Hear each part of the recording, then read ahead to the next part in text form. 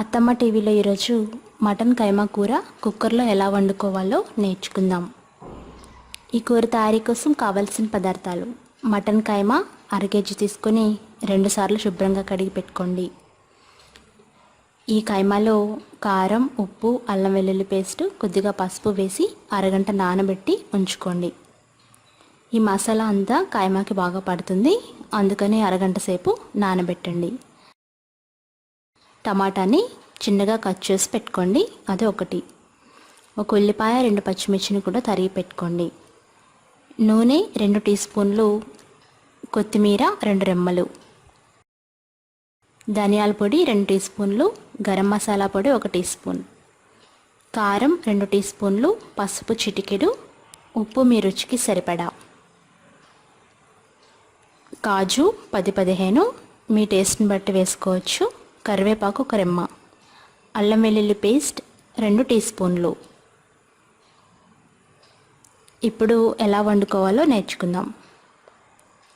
ముందుగా స్టవ్ మీద కుక్కర్ పెట్టి నూనె వేసి వేడి చేయండి. నూనె వేడైన తర్వాత చిన్నగా కట్ చేసి పెట్టుకున్న ఉల్లిపాయ, పచ్చిమిర్చి వేసి వేయించాలి. ఇవి మెత్తబడేంత వరకు 2-3 నిమిషాలు వేయించాలి. తర్వాత అల్లం వెల్లుల్లి పేస్ట్ వేసి పచ్చివాసన పోయేంత వరకు 2-3 నిమిషాలు వేయించాలి. తర్వాత జీడిపప్పులు వేసుకోండి. ఇవి మీకు ఇష్టమైతే వేసుకోండి, లేదంటే మామూలుగా చేసుకోవచ్చు. జీడిపప్పులు వేసి ఒక 2 నిమిషాలు వేయించండి.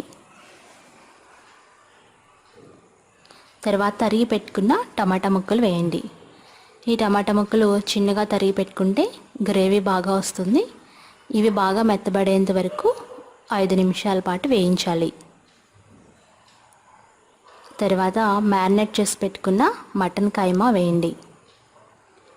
కైమా వేసి బాగా కలియబెట్టాలి. ఉడుకుతున్న ఉల్లిపాయ, టమాటా ముక్కలు కైమాలో పట్టాలి.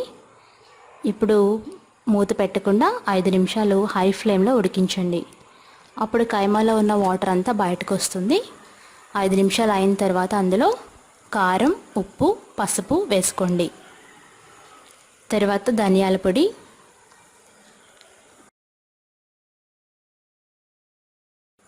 ఆ తర్వాత గరం మసాలా పొడి వేయండి. బాగా కలియబెట్టాలి. కలియబెట్టి గ్రేవీకి సరిపడినన్ని వాటర్ వేసి ఇప్పుడు కుక్కర్ మూత సరిగా పెట్టి 3 విజిల్స్ వచ్చేంత వరకు మీడియం ఫ్లేమ్లో పెట్టి ఉడికించుకోవాలి. చల్లారిన తర్వాత మూత తీసి మరి కాసేపు ఉడికించుకోవాలి.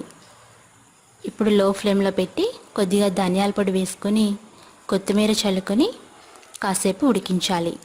అంటే గ్రేవీ దగ్గర పడేంత వరకు ఉడికించాలి. 5 నిమిషాల పాటు ఉడికించి స్టవ్ ఆఫ్ చేసుకొని సర్వ్ చేసుకోవడమే.